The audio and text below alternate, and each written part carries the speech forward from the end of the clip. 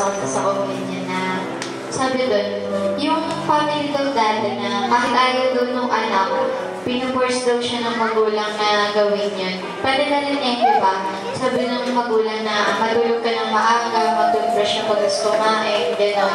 Dapat daw yung training ng magulang sa physical na bagay, dapat daw yung na-apply din niya doon sa spiritual ng anak. Yung higpili niya doon, dapat nilalagay niya rin. Kunyari, tinuturoan niya anak na magbukulan ng Bible, na magbasa, mag-report sa harap.